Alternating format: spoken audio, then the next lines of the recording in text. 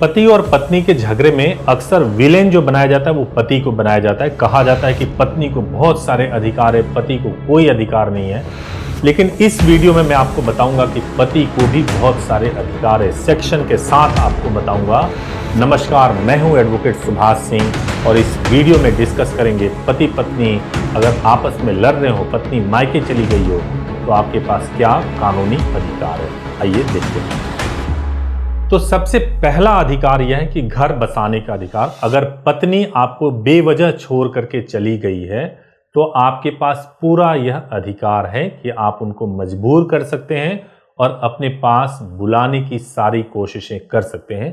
और इसके लिए आपके पास में जो सबसे बड़ा लीगल राइट है वह है कि आप उनको लीगल नोटिस भेजें और लीगल नोटिस भेज करके उनको समझाने का प्रयास करें कि आपने बेवजह घर छोड़ दिया है और बेवजह आप घर छोड़ करके चले गए हो। आपका यह राइट है, बल्कि आपकी यह ड्यूटी है कि रेस्टिट्यूशन ऑफ कंजुगल राइट्स को फॉलो करें और आप आकर के पति का घर और अपना घर बसाएं ताकि बच्चों को और पति पत्नी के तौर पर रहने में किसी भी तरह से तकलीफ ना हो।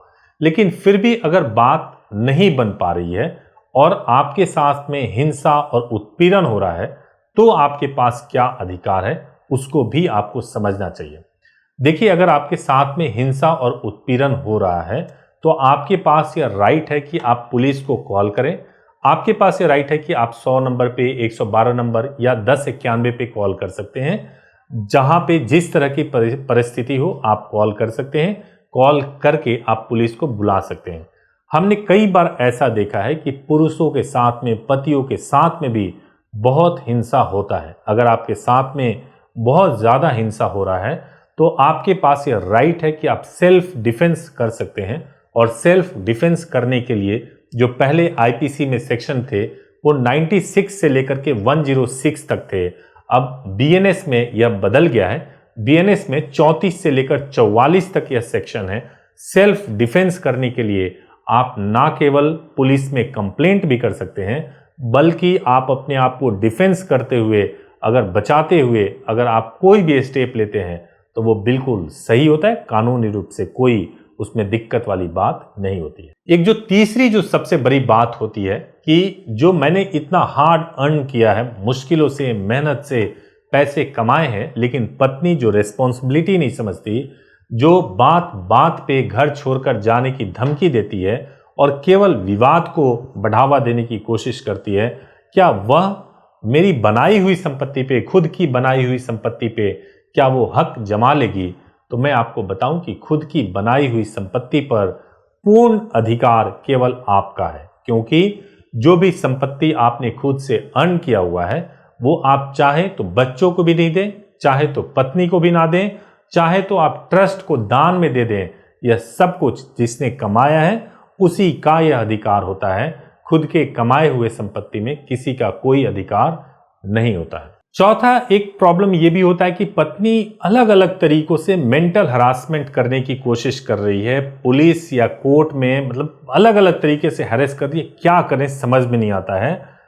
तो अगर मेंटल हरासमेंट आपके साथ हो रहा है ना, तो आपके पास अधिकार है कि पुलिस या कोर्ट में आप शिकायत कर सकते हैं। और देखिए, मैं आपको थोड़े वो भी बताऊंगा कि मेंटल हरासमेंट किस तरीके से होते हैं। सबसे पहला ये तरीका होता है कि अपने परिवार से ना मिलने देना, दूरी बना देना, और ऐसी दूरी बना देना कि आप परिवार से मिल ही नहीं सकते। दोस्तों और रिश्तेदारों से ना मिलने देना, ये सब मेंटल हरासमेंट है।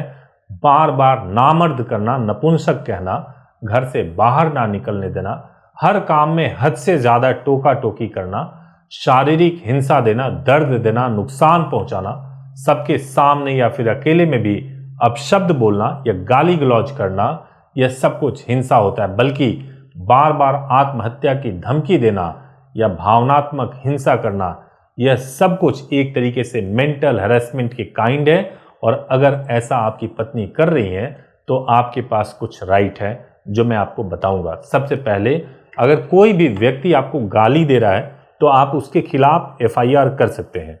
आईपीसी में 294 के तहत यह एफआईआर होता था। अब बीएनएस में 296 के तहत, 296 के तहत आप एफआईआर कर सकते हैं। अगर कोई व्यक्ति, जैसे आपकी पत्नी, अपने घर वालों के साथ मिल करके अगर आपके खिलाफ कोई कॉन्स्पिरेसी कर रही है, आपको फंसाने की कोशिश कर रही है, तो आईपीसी के सेक्शन 120 बी में उनके खिलाफ केस रजिस्टर्ड हो सकता था, 34 में भी हो सकता था। अब बीएनएस में 120 बी की जगह आप 61(2) के तहत आप उनके खिलाफ एफआईआर रजिस्टर्ड करा सकते हैं। एक और चीज समझ लीजिए, कई लोगों के ऊपर झूठे 498A के केस हो जाते हैं। अगर आपके खिलाफ झूठे 498A के केस हुए हैं तो आपके पास यह अधिकार है कि आईपीसी के सेक्शन में 191 में फॉल्स एविडेंस देने के लिए या झूठ बोल करके कोई सबूत पेश करने के लिए 191 में एफआईआर होता था और बीएनएस में 227 के तहत एफआईआर हो सकता है। एक और महत्वपूर्ण चीज जो हस्बैंड्स के दिमाग में होता है कि हर बार हस्बैंड को ही मेंटेनेंस देना पड़ेगा, क्या वाइफ अर्निंग है और हस्बैंड के पास कुछ नहीं है। अगर सचमुच हस्बैंड नहीं कमा सकते, फिजिकली या हेल्थ वाइज उनकी कंडीशन ठीक नहीं है और वाइफ की कंडीशन ठीक है, तो हिंदू मैरिज एक्ट के सेक्शन 24 के तहत हस्बैंड को भी अधिकार है कि उनको मेंटेनेंस मिलेगा और वो अपनी वाइफ से मेंटेनेंस ले सकते हैं। जो 5वां राइट है वो हस्बैंड को मिला हुआ है कि आपके पास यह अधिकार है कि आप तलाक की याचिका दायर कर सकते हैं।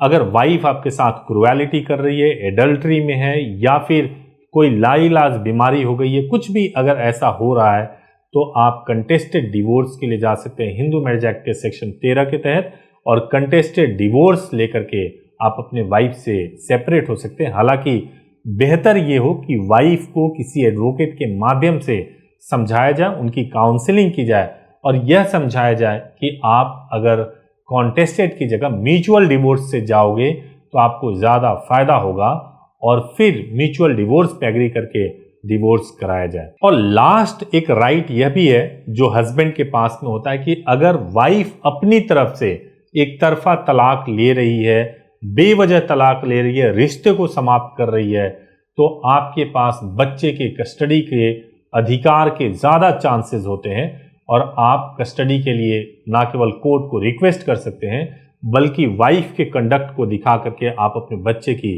कस्टडी भी ले सकते हैं। तो मैंने इस वीडियो में राइट्स हस्बैंड के बताए हैं। उम्मीद है कि आपको इस वीडियो से लाभ हुआ होगा। हालांकि कोशिश तो यही करना चाहिए कि कोई रिश्ता बिगड़ रहा है तो पहले उसको सुलझाएं, उसको ठीक करें, लेकिन अगर ठीक नहीं हो पा रहा है तो इन 6 स्टेप्स की तरफ भी आप जरूर ध्यान दीजिए, आपको जरूर रिलीफ मिलेगा। अगर वीडियो अच्छा लगा हो तो जरूर इसको लाइक कीजिएगा, चैनल को सब्सक्राइब कीजिएगा, बेल आइकन प्रेस कीजिएगा। Thank you so much for watching this video. Thank you so much.